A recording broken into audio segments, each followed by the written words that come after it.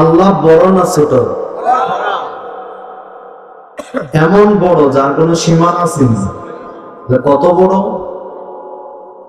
তো আমার আপনার উচিত আল্লাহ আমার বড়, তো তার আওয়াজটাও দিতে হবে বড়। এজন্য দেখবেন আজানের মধ্যে কিন্তু আল্লাহু আকবার আল্লাহু আকবার বলা যায়, আল্লাহু আকবার, আল্লাহ বড়।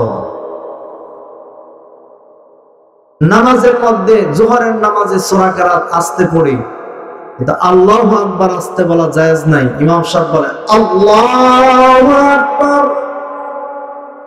সব জায়গায় আওয়াজ হয় আল্লাহু আকবার বড়, মাহফিলে আওয়াজ ছোট হবে কেন? আল্লাহর সাথে কারো কোনো দুশমনী আছে? কিন্তু মানুষ হলো নিমুখারা।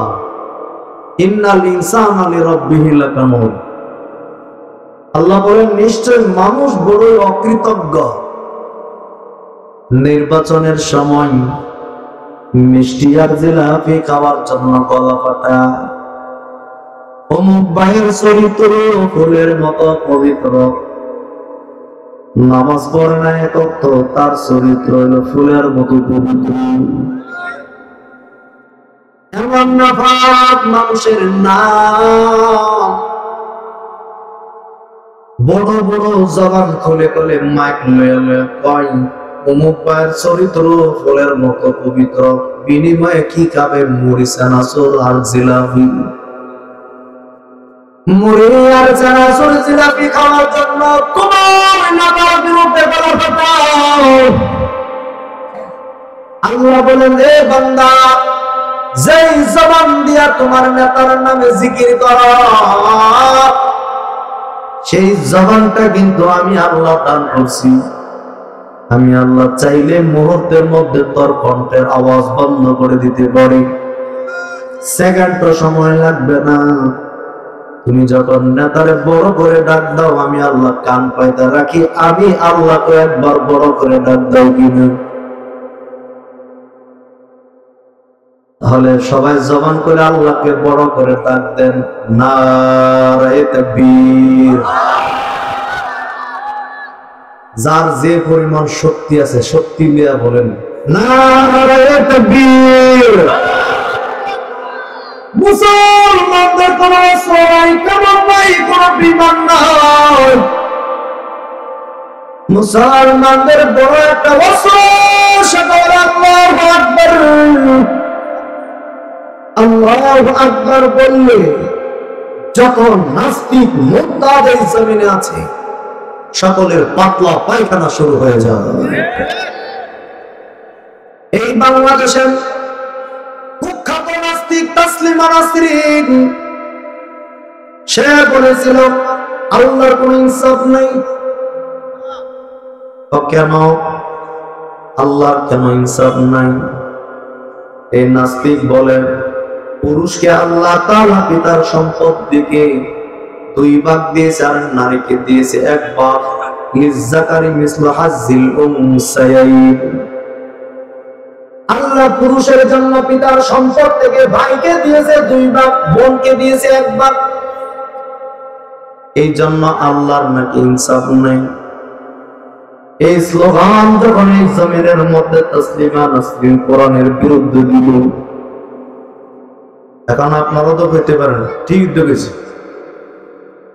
হ্যাঁ, কেন আল্লাহ নারীকে 1 ভাগ দিছে? দেওয়ার কারণ হলো, হে নারী, তুমি তাসলিমা নাসরিনের সাথে গলা মিলায়া তুমিও সমান অধিকার চাও। তোমার কাছে প্রশ্ন, তুমি জন্ম থেকে নিয়ে বিয়ের আগ পর্যন্ত তুমি তোমার পিতার ঘাড়ের উপর পা রেখে তুমি চলছো। তোমার 1 টাকা খরচ করতে হয় না। তোমার পিতা বিয়ে দিয়ে দিয়েছে, সারা জীবনের জন্য তুমি স্বামীর ঘাড়ের উপর পা রেখে চলো। তোমার স্বামী যখন মারা যায়, তোমার সন্তানের উপর তোমাকে লালন পালনের দায়িত্ব চলে আসে। তোমার জন্ম থেকে নিয়ে মৃত্যু পর্যন্ত সব সময় তুমি পুরুষের উপর দিয়ে চললা। তাহলে তোমার কিসের সম্পদ? তোমার কিসের সম্পদ? এক ব্যক্তি তার সন্তানকে বলছে, এ ছেলে, যাও যাও নানির বাড়িতে যাইবা, নাও 200 টাকা দিলাম। আর মেয়েটাকে দিছে 100 টাকা। এবার মেয়েটাকে দেখছেন, আমার আব্বার কত বড় বেইনসাফ, আমারে দিছে 100 টাকা, আমার ভাইটারে দিছে 200 টাকা। মেয়ে যখন মনে মনে বলে, মনে মনে খুব তসলিমা নাসরিনের মতো মেয়েটা, পিতা তারে 200 টাকা দিয়া বলে, হে সন্তান আমার, 200 টাকা দিলাম, দুইজন ভাই বোন মিলা ভাড়া দিবা 200 টাকা থেকে, নানির জন্য পান নিবা 200 টাকার ভিতরে, দুইজনে আবার বাড়িতে ফিরে আসবা, ভাড়া দিবা 200 টাকার ভিতরে। মেয়েকে 100 টাকা দিল, কোনো দায়িত্ব দিল না। ভাইটাকে 200 টাকা দিল, অনেকগুলো দায়িত্ব দিয়া দিল। নানির বাড়ি ঘুরে আয়সা দেখে পায়ের পর 1 টাকাও নাই, বোনের কাছে 100 টাকা ঠিকই রয়েছে। কথা ঠিক কিনা বলেন?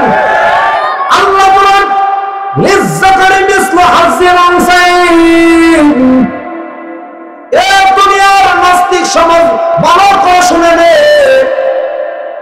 পুরুষকে 2 ভাগ দেওয়া হয়েছে সম্পদ থেকে।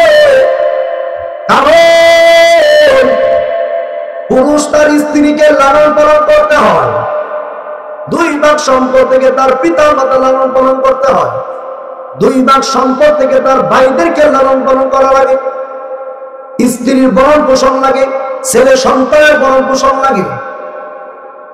মেয়েটা 1 ভাগ পাইছে, কোন খরচ তার নেই। কথা ঠিক কি না? তাহলে নারী 1 ভাগ পাইই লাভ, 100 টাকা পাই তার লাভ, 200 টাকা পাই ভাই বেশি পায়ও তার পকেটে কিছু নেই। তসলিমা নাসরিন যখন এইভাবে এই দেশের মুসলিম নারীদেরকে নাস্তিক বাবার জন্য যখন চেষ্টা করেছিল, এই দেশের উলামায়ে কেরাম যখন জানতে পারল তসলিমা নাসরিন ইসলামের দুশমন, কোরআনের দুশমন, আল্লাহর দুশমন, এই দেশের মুসলমান তাওহীদি জনতাকে নিয়ে এই দেশের আলেম ওলামারা যখন রাস্তায় নারায়ে তাকবীর আওয়াজ তুলেছিল, মুসলমানদের নারায়ে তাকবীরের আওয়াজে তসলিমা নাসরিন বাংলাদেশ থেকে পলায়ন করতে